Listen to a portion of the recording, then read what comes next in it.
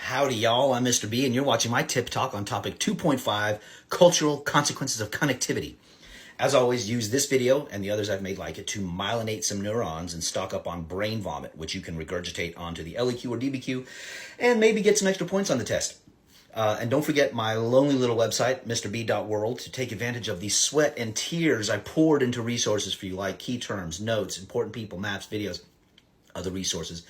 And like, just in case today is your first day on any form of video social media, make sure you follow me so you can get notified when I have new videos, and share this with people that you think would benefit. Okay, so we got to keep in mind our essential question. How did the exchange of goods and ideas impact the developments of states in this time period? Topic 2.5 explores the cultural consequences of connectivity in the period 1200 to 1450. The growth of trade networks had a significant impact on development of culture and societies around Afro-Eurasia. One of the most significant cultural consequences of connectivity was the diffusion of cultural traditions like Buddhism, Hinduism, and Islam.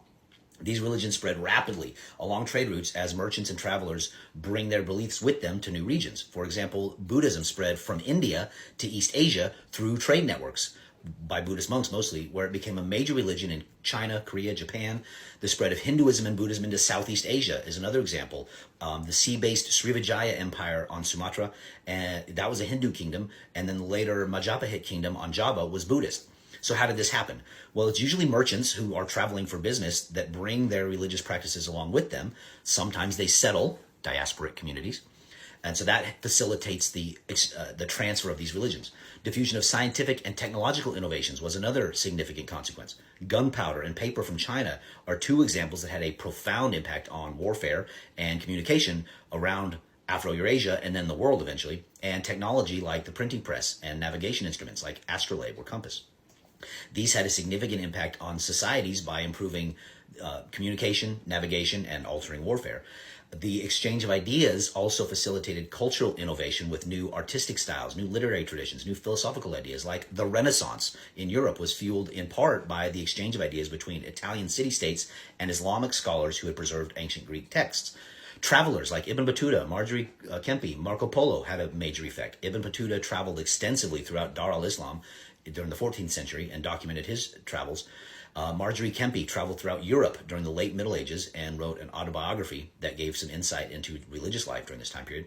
Marco Polo traveled to China during the late 1200s and wrote about his experiences. We also had Zheng He in this time period from China going to East Africa. So connectivity facilitates cultural diffusion. Chinese porcelain becomes highly prized in Europe as a result of this, while European textiles are highly valued in West Africa. Lots of connection and therefore lots of cultural exchange. This helps create new markets and new economic opportunities for different regions. It does have some negative consequences like the spread of disease, bubonic plague, and the slave trade. But overall, this whole topic really highlights how connectivity facilitated cultural exchange and innovation during 1200 to 1450.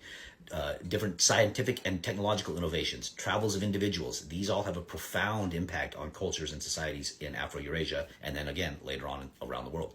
So as always, thank you for watching this. Make sure you follow, share this video with people, and I'll see you next time.